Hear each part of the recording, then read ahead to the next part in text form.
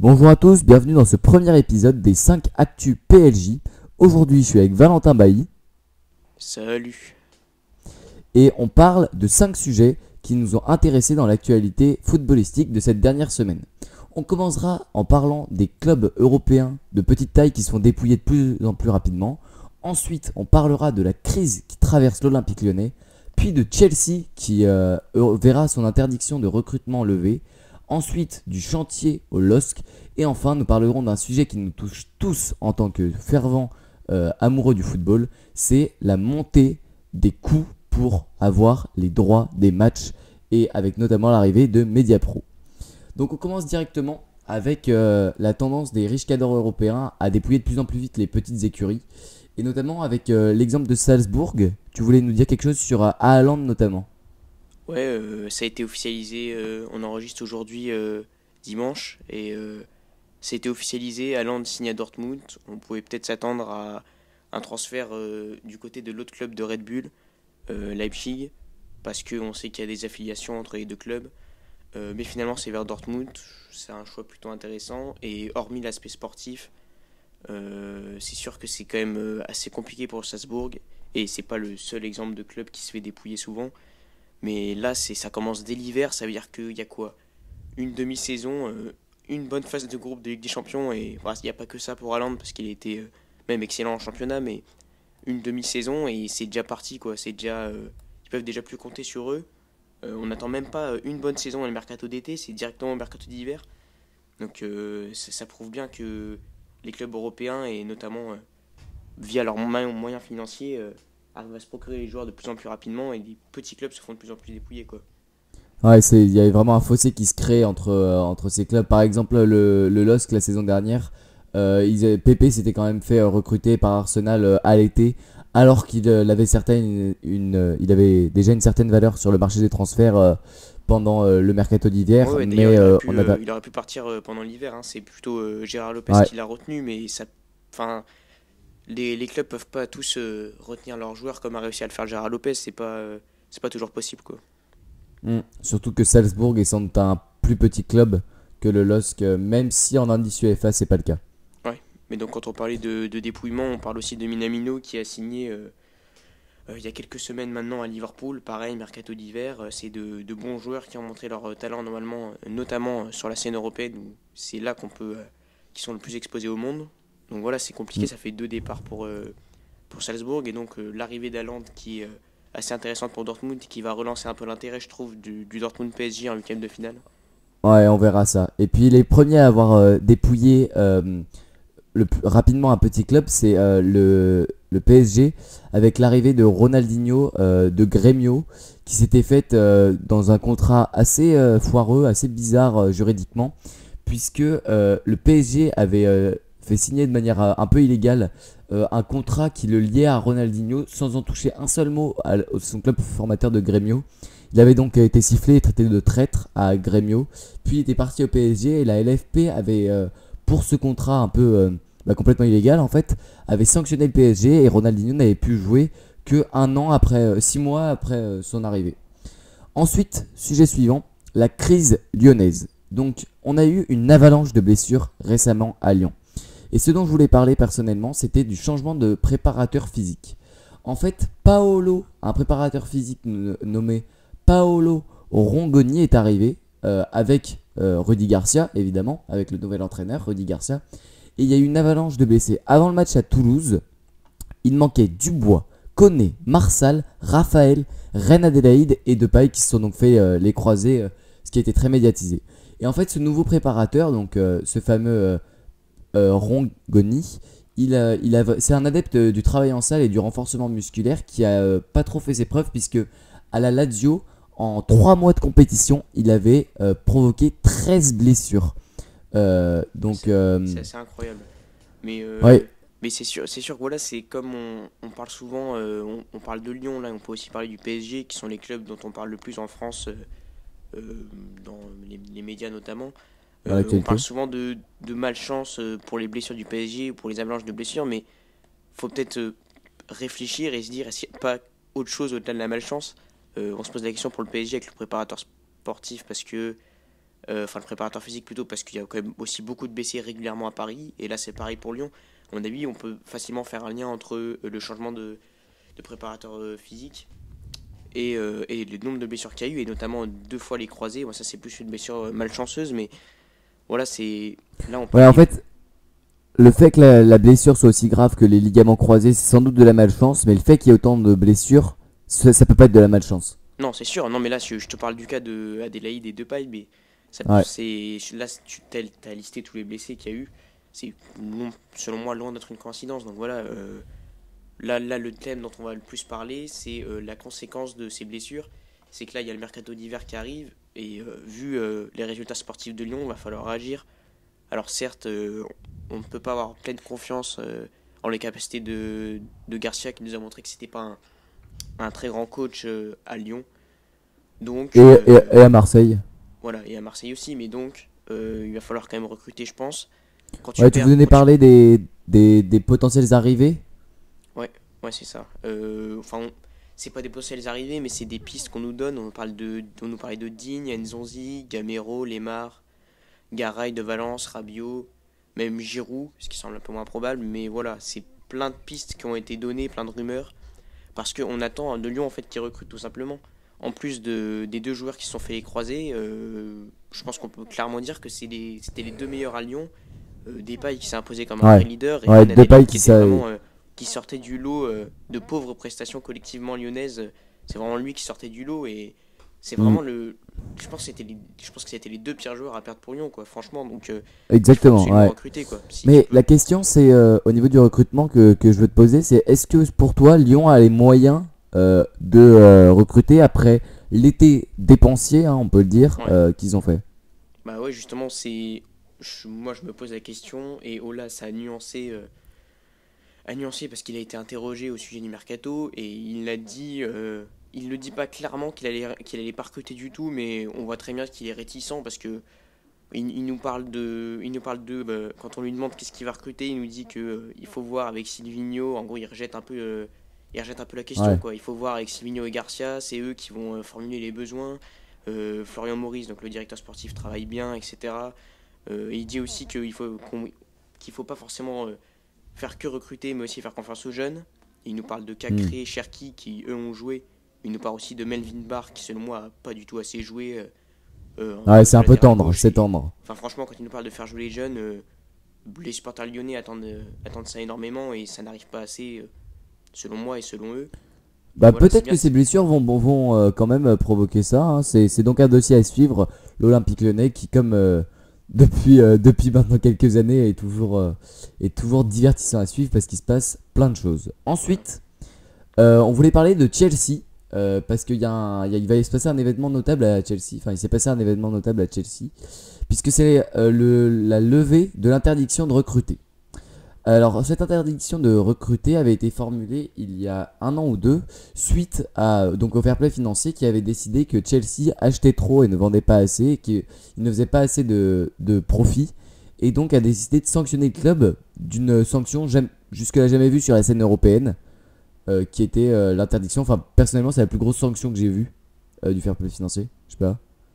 Ouais, ouais, je pense que sans avancer qu'il y a eu des cas à peu près similaires, ou même le Barça qui avait été menacé, mais ça ne Ouais, s'est jamais fait finalement. Mais bref, en tout cas, c'est ces dernières années la plus importante. ouais, exactement. Et donc Chelsea enfin pas pour marquer le coup, mais parce qu'ils ont envie de recruter, ça se sent, hein, l'effectif. Même s'ils ont très bien tenu puisqu'ils ont gagné, on s'en rappelle, ils ont gagné évidemment la C3, hein, l'Europa League, la saison passée. On se dit qu'ils voudraient peut-être recruter Sancho. Je sais pas ce que t'en penses. Ouais, oui, bah, on en parle notamment parce qu'on sait qu'il a son entourage à Chelsea et que c'est un transfert qui est très probable, surtout vers l'Angleterre. On sait qu'il est anglais, et donc le transfert vers l'Angleterre semble assez cohérent et fort probable. Je sais pas s'il partira cet hiver, mais on parle de même Manu, on parle de Chelsea. Euh, dans les rumeurs, on s'orienterait plus vers Chelsea qui serait prêt à mettre une très grosse somme. Quand tu parlais tout à Hmm. l'heure de cette envie de recruter, moi je suis plutôt séduit par ce que fait Chelsea cette saison, notamment par Ouais. les moyens qu'avait Lampard. qui a fait Mhm. confiance à ses jeunes, notamment à ceux qu'il avait à Derby County, et je trouve que Et bah, c'est une là- super équipe. là-dessus, je te rejoins au niveau des résultats, mais est-ce que dans le contenu, tu trouves vraiment que Chelsea a séduit? Ah bah c'est quand même si, moi je trouve que c'est cohérent et novateur. Et quand on compare ça au passage raté de Sarri, moi je vois Lampard, Ouais, évidemment, évidemment, par non rapport mais à Maurizio. Lampard, coach inexpérimenté, qui avait pas les mêmes moyens, et qui, moi je trouve, fait vraiment un super travail. Alors après, on a quand même une équipe irrégulière, mais moi je suis très, très séduit, je trouve que cette équipe est surprenante. Et Ok, voilà, pour rejoindre, parce que là on a un peu dévié pour plutôt parler de la dépense, et notamment de Sancho. ouais. Quand tu disais que c'était pour pallier, pour s'améliorer, ça c'est sûr que Chelsea a forcément une marge de progression et que Sancho serait un renfort inestimable. Mais c'est aussi surtout parce que ça doit faire bizarre à Chelsea de ne pas dépenser des grosses sommes depuis un an, quoi. Parce qu'on connaît Chelsea comme un club très dépensier. Je pense que là, Ouais, après, là, ils ont ça a amassé dû. trop d'argent pour ne pas le dépenser, Ouais. tu vois. On Ça, dirait qu'ils ont ça la a fièvre. beaucoup. Ouais, ça a beaucoup assaini les finances du club, hein, ces années, du coup. Ouais, c'est Ils ont sûr. été obligés. Ils ont été obligés, donc là, ils ont des gros moyens et ils risquent de frapper fort Voilà. cet hiver. D'ailleurs, Ensuite, on parle ouais, juste pour donner les chiffres, on parle de 140 millions pour Chelsea, donc c'est quand même exact, ce très seraient les important, rumeurs. mais vu les performances de Sancho et son âge, c'est pas étonnant compte tenu des valeurs aujourd'hui des Ouais, joueurs. bien sûr, évidemment. Ça suit les valeurs du marché. Transfer Market l'estime à 120 millions d'euros, donc c'est cohérent. Ensuite, dans le même groupe de Ligue des Champions que Chelsea, on avait le LOSC aussi, pour qui il y a un véritable chantier, puisque on a eu Yassici, le milieu offensif turc, qui a subi une rupture des ligaments croisés. Et puis, on a aussi pas mal de départs qui devraient s'opérer, dont Soumaoro et Maya, pourquoi pas. Qu'est-ce que tu penses des, entre guillemets, des problèmes? Parce que quand même, le début de saison de Lille n'est pas du tout catastrophique, hein. Même si la campagne européenne a été dure, c'est bon, hein. Moi, je trouve que Lille à domicile était bon. Bon, à l'extérieur, c'est carrément compliqué, mais je sais pas ce que Ouais, tu penses de ce mercato d'hiver pour le LOSC. ouais bah, je suis d'accord. On connaît d'abord la politique sportive de Lille. Je pense que tu le sais, l'idée de dépenser dans l'urgence et notamment des grosses sommes, c'est pas très très courant et on privilégie plutôt C'est pas la philosophie. voilà, trouver la bonne pépite. Or là, j'espère que Luis Campos et toutes ses équipes ont réussi à faire un travail suffisant pour trouver un offensif parce que c'est clairement ce qui manque. Yacic est croisé, donc indisponible jusqu'à la fin de la saison. Il faut trouver Ouais. un renfort.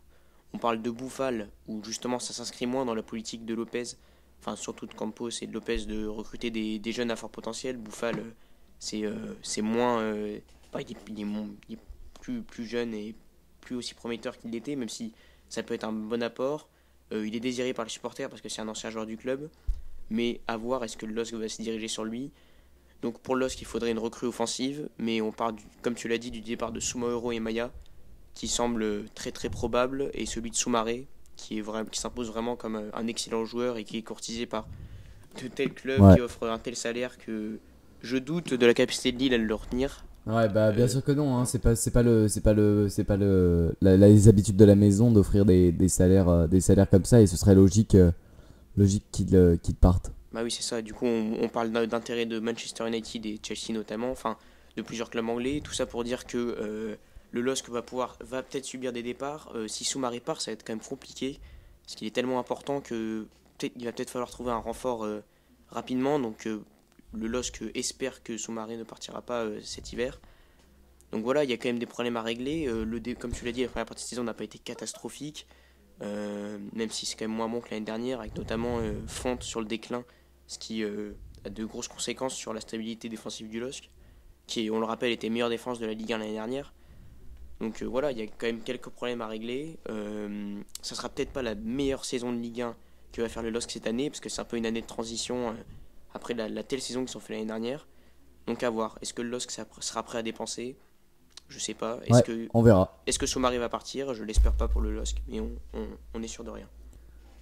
Oui, et puis peut-être que cet épisode cette partie qu'on fait sur le départ de Soumaré rejoint notre première partie sur la tendance des riches cadres européens à dépouiller les petits, hein, parce que au mercato d'hiver, ça part Soumaré. Ouais, c'est ça. Moi, après, là, c'est un cas un peu différent parce que Gérard Lopez, il a déjà réussi à le retenir cet été. Il aurait pu partir pour 40 Ouais, millions en ouais, c'est Angleterre, vrai, à c'est vrai. Wolverhampton notamment.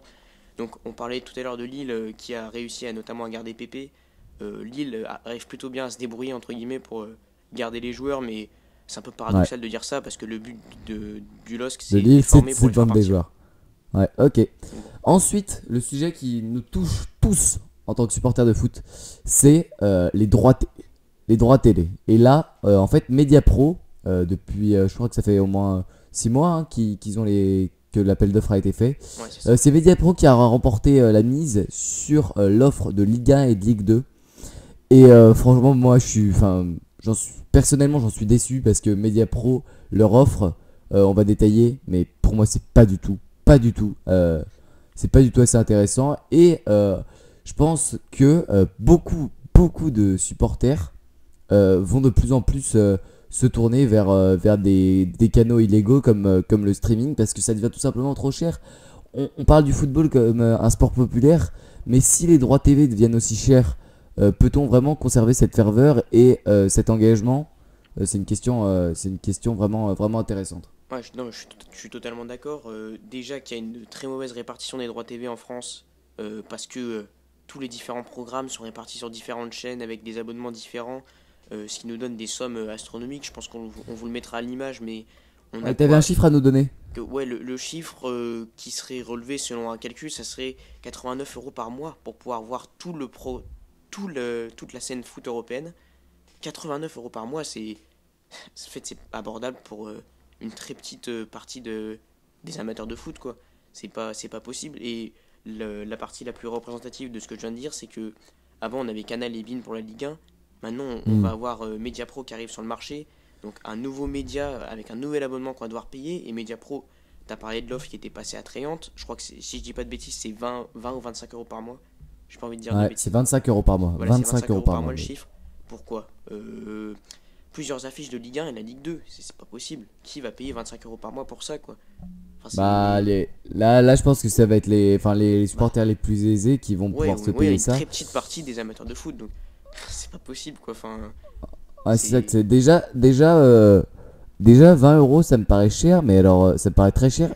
En fait, le problème, c'est que le foot devient trop cher par rapport aux autres divertissements. Et là, faut penser en termes économiques et en termes d'attirance pour le foot qu'on peut avoir. C'est que, comment voulez-vous que quelqu'un qui n'est pas absolument fan de foot se mette à regarder du foot? Ça coûte 25 euros par mois, alors que pour 10 euros par mois, il a tout ce qu'il veut sur Netflix. Faut réfléchir comme ça Non, aussi. mais c'est sûr. Mais de toute façon, on est très très loin de. On est très très loin des personnes qui demanderaient le retour de la Ligue des Champions ou des gros matchs en clair sur TF1 comme il y avait avant. On est très très loin de ça. Vu les prix C'est affichés, idyllique ça.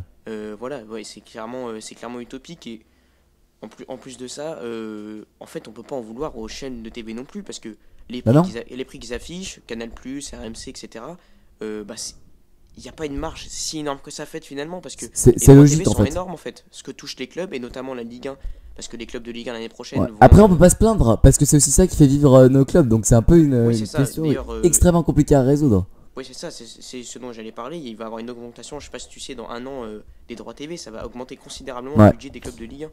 Donc en fait, les droits TV augmentent, donc les chaînes doivent se plier à cette augmentation, tout simplement.